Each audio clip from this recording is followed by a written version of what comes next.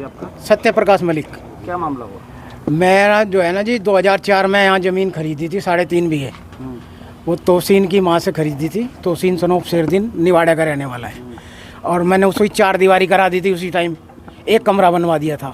और जब से ही मैं ही बो रहा था, ठीक है जी, मैं और मेरे आदमी जुआर वगैरह भी फ़िलहाल भी हुई है।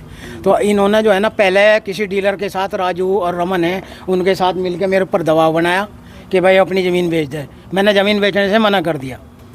अब इन्होंने कल रात को कहीं और दबंगों को लेकर, जेसीबी लेके मेरी सारी दीवार उधर से उठा के इधर इनकी तरफ डाल दी है। ठेकेदार जो अपने डीलर जो है इनकी तरफ डाल दी है और मेरी ज़मीन पर कब्जा कर लिया। नहीं, जैसे रात के अंधेरे में ये जेसीबी द्वारा करेगा, ऐसा कैसे देख रहे हैं आप? मैं कैसे क्या ये तो ज़मीन पर कब्जा कर लिया जी। मैं तो चाह रहा हूँ जी इनके खिलाफ कार्रवाई हो, ये जेल जाए सारे जो गलत कर रहे हैं उनको, तो इनके खिलाफ कार्रवाई होनी चाहिए।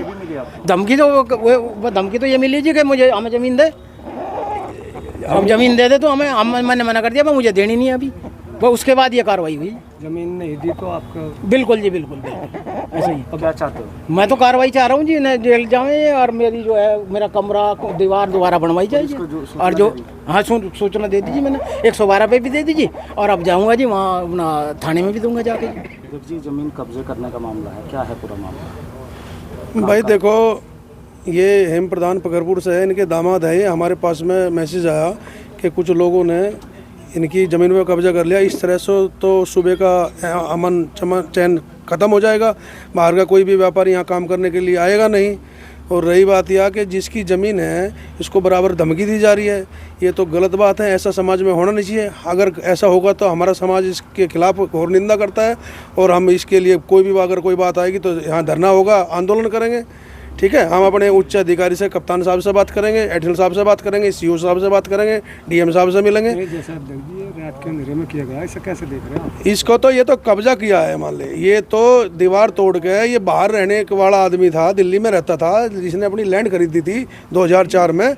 और इसको इन्होंने रात में कुछ दबंगों ने इस पर कब्जा, इसकी दीवार जेसीबी या मान ले अवैध हथियार लेके, मतलब रात के अंधेरे का फ़ायदा उठाते हुए अगर कोई बात होती थी यहाँ तो बहुत बड़ा हादसा हो सकता था, टकराव हो सकता। अगर ये हमें पता चल जाए इस चीज़ का कि हमारी ज़मीन पे कब्जा हो रहा है, कोई भी है, अगर किसान हमारे यहाँ का बागपत का किसान ऐसा है, अपनी 1 इंच ज़मीन भी नहीं दे छोड़ता, मान ले ये हमारी माँ है, मान ले हमारे कब्जा हुआ है, मतलब गलत है।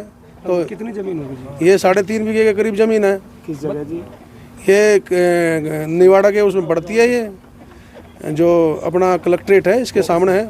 कौन है दबंग लोग? ये दबंग लोग ये जो तोसीन पुत्र शेरदीन और रमन ठेकेदार और ये राजू जो हैं, ये प्रॉपर्टी डीलर का, ये जो बाहर के लोग होते हैं उनकी ज़मीनों पे कब्जे दबजे आदमी, इस पर बराबर दबाव बनाया जा रहा है कि हमें धमकी दी जा रही है कि हमें सस्ती ज़मीन दे और भाग जा, नहीं तो तुझे जान से मार देंगे, ये कर देंगे।